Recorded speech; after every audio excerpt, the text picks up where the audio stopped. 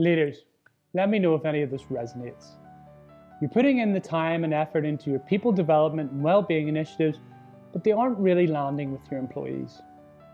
Your employees are aware that you want to support their growth, but perhaps sometimes feel that you missed the mark. You know that you should be investing more in your people, but you're uncertain as to how and exactly where to get started. My name is Mark Flynn, and I'm a former technology leader turned high-performance coach specializing in helping leaders like you to unlock the potential of your individuals, teams, and organizations. My business partner and I recently ran a webinar on the 6 powerful habits that industry leaders focus on when building high-performance cultures.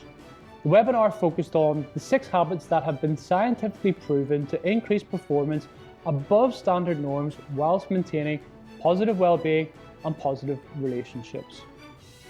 In that webinar, we identified with business leaders that if you're not getting the results you want from your people development and well-being initiatives, that is probably due to one of these issues. Number 1, your approach is interventionist as opposed to being part and parcel of your DNA. Your people development program is designed to be interventionist, to resolve training needs that come up within the organization. You build courses, you have people take the courses, and they leave with the best of intentions, but as soon as they get back into the workplace, their learnings fall by the wayside. You need to be making the idea of a growth mindset part and parcel of your DNA, fully embrace continued learning based upon a shared set of principles. Number 2, your leaders don't role model the training. You send employees on a course which, for example, teaches time management, only to have the learnings of the course rubbished by the leaders in how they operate day and daily within the organization. Now, unfortunately, it's common for organizations to invest significantly in training their entry-level staff, but neglect the training of their leaders because either they assume that they know it already or they'll just get on board with the new ways of working. In order to build a high-performance culture, you need to start at the top and work your way all the way down. Number 3, you're trying to do everything in-house. Now, I've worked for IT consultancies for my whole career and have been lucky enough to work with some of the most brilliant people in the UK and Ireland and beyond. Does that mean they'll do a fantastic job building a training program just because they're available? No, it doesn't. I've witnessed failure after failure as organizations try to deliver strategic projects using internal resources that happen to be available at the time. My rule on this is simple. If it's important to you, then you should invest in working with specialists that can help you to deliver something that will have real impact. Number 4, you're only getting investment for the bare minimum. Maybe you are getting investment, but it's the absolute bare minimum.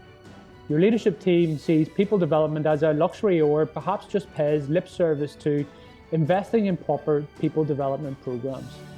This can be typically because of you're not using enough data to measure the success and impact of your learning and development programs, or your leadership genuinely does not see value in investing in people.